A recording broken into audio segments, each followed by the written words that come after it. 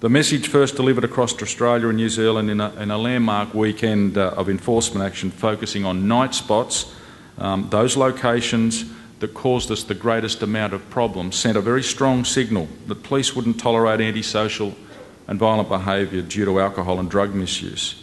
We had close to, on the first event, 10,000 police across Australia and New Zealand on that weekend, deployed thousands of police. There were thousands of arrests made. Our action was taken against hundreds of licensed venues for breaches of their trading conditions. The message took hold.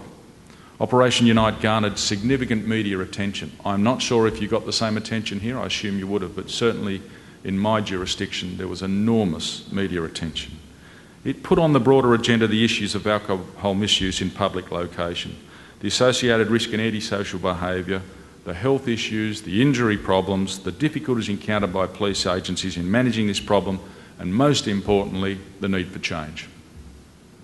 I wouldn't claim that it ignited community debate on alcohol-related issues in public places, but it certainly, in my mind, fanned the fire. Subsequent stagings of Unite have served to highlight the police's resolve and have captured champions to the cause along the way.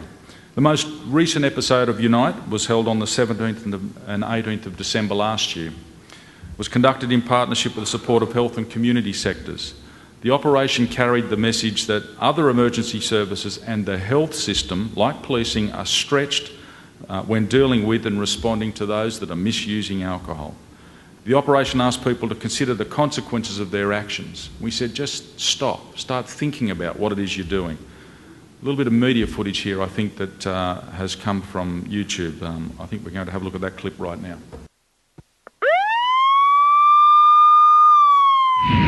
Today we're launching Operation Unite. That's the second phase of 2010 Operation Unite. For those of you that don't know, Unite is a national, that is an Australian and a New Zealand-based operation that's targeting antisocial behaviour linked to the misuse or the abuse of alcohol. Over the course of the coming weekend, we will be targeting antisocial behaviour that's in, around and near entertainment precincts, city centres, parks, anywhere that people might act in a violent fashion where alcohol is a factor. With a single blow and a single fist can rupture an eye globe. A single fist can shatter a jaw. A single fist can deliver a king hit that will kill, and often by a youth who has no idea of the consequence of that sort of injury. We want people to take responsibility for their actions. You'll see an extra 2,000 or so extra police. Hot spots when it comes to antisocial behaviour and alcohol, as well as a marked increase on the roads. You could expect to be stopped this weekend and breath tested. Fair warning, and the message is behave, because we've certainly got the accommodation space available. Anyone who wants to ignore that warning, anyone who wants to drink to excess, anyone who wants to cause harm or injury in the community will stand a far greater chance of ending up in a cell just like this one.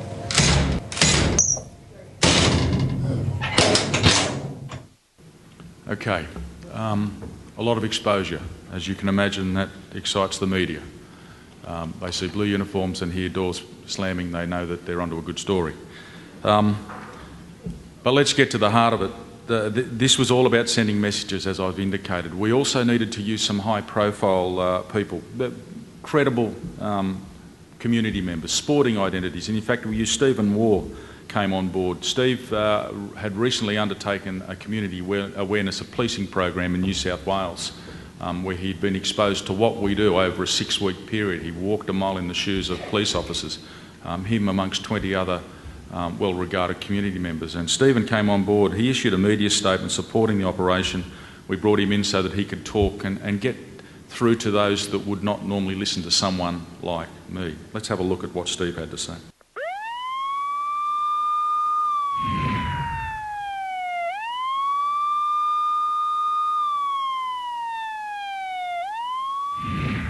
This summer, we all need to think very carefully about the choices we make. We make decisions that can be the difference between winning and losing. If you're heading out for a night with friends, it doesn't take long to figure out a plan. Don't drink and drive. Look after your friends and keep them safe from harm. Make a plan and stick to it. It's not that hard.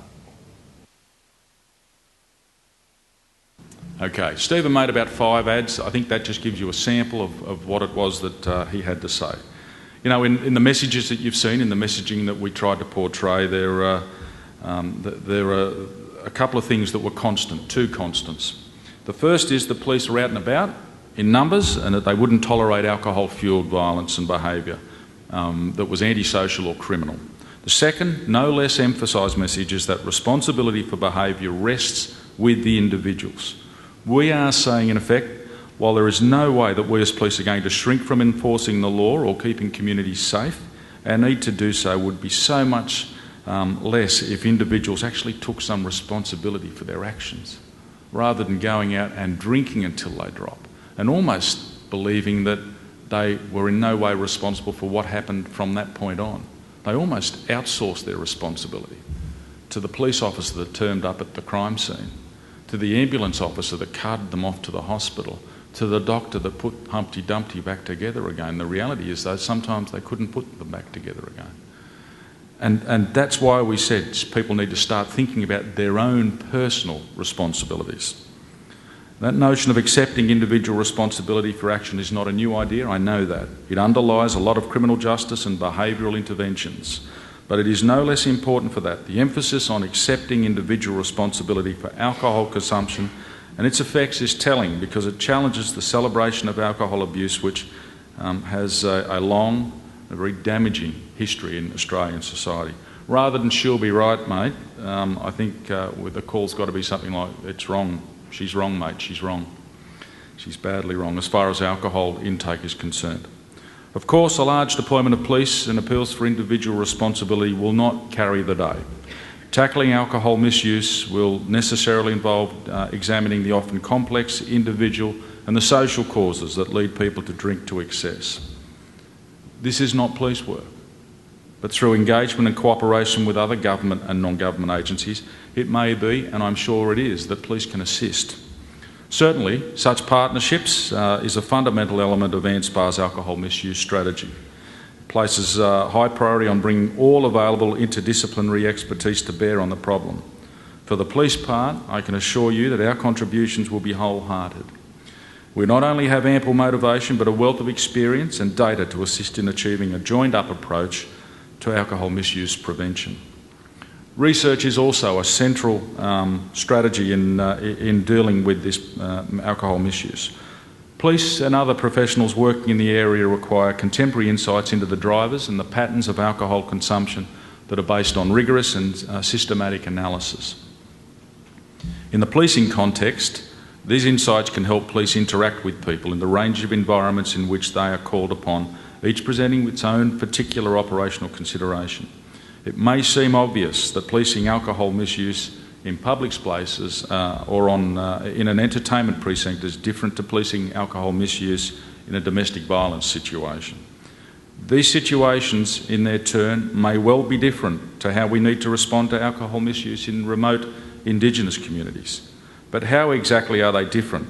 And what are the core skills police need to develop and apply if they're able to be most effective in addressing violent or antisocial behaviour where they encounter it? In addition to applying the appropriate policing response in different environments, police also have to be well informed to respond to the different groups in our communities that actually misuse alcohol, including but by no means limited to young people, people with mental illnesses and people from diverse backgrounds. Interventions with young people in particular are an important area of police work. You've already heard that. I know there are a number of what we would call youth liaison officers, probably from a number of police jurisdictions here. The risk-taking that characterises teenage years can often result in alcohol misuse and binge drinking episodes, setting the young person on a path that is certainly destructive and not always easy to alter. We've learnt that when young people believe that police have treated them differently to others in an uncaring fashion or without respect, they are likely to view police as less legitimate and less likely to assist or respond positively to them. And at that point, the die is cast. If young people do not have the level of trust or respect, then it's difficult to have a constructive exchange, much less engage them in community policing or diversionary programs, which we believe are in the young person's personal interests and in the broader interests of community safety. There are responsible drinkers, young and old, who are not in the sights of operations like Unite. nor, I imagine, are they on the radar for other professionals in the room, for you folks here. We're very aware that concentrated attention through the media on the consequences of alcohol consumption has the potential to instil fear in sections of the community and to unfairly demonise other sections, that principally being our youth. This is clearly an outcome that we are at pains to avoid. While we're unable to fully control how media runs with stories, we must continue to use the media to reach out and to promote our message. But our media use must be planned, and it's certainly got to be very strategic. The Operation Unite message focused on individual responsibility. It was careful not to stray into labelling identifiable groups, be they male, young, Indigenous or some other, as problematic or undesirable. The message was an objective one, and the message was it doesn't matter who you are. Abuse alcohol, cause trouble, and you'll be in trouble with the police. And in using the media, we're also very conscious of a balance, the balance that needs to be maintained. The police profile has deliberately been high in Unite and similar campaigns. The line in the sand had been drawn, and it was police who were there to see that it wasn't crossed. We had to do that. I can't go into a town or a city in New South Wales without being confronted by members of the public saying, can you do something about this antisocial behaviour that's linked to the misuse of alcohol? And if, you know, it is probably the most common theme that comes back to me. Certainly most people tell me it affects their quality of life. And when it starts to touch on people's quality of life, they will let police commissioners know. Let me assure you of that. But we as police certainly are under no illusion that we can arrest our way out of this problem. I've said this many, many times. We simply cannot arrest our way out of this problem. Nor do we particularly want to present this as an us against them conflict, because that's counterproductive. Alcohol misuse is a community problem, which is right back where I started, and responding to it is a community responsibility. Without detracting from the strength of the police message, the most recent Unite campaign, as you've seen, has given greater prominence to other professions. This cross-sectional participation will continue with Unite, and will, I hope, be taken up by others running alcohol misuse campaigns. And if this happens, and we stay on message, then I think we can certainly build on the recent momentum. As I indicated, the College of Surgeons came to me recently and said, we've been watching what's happened with Unite.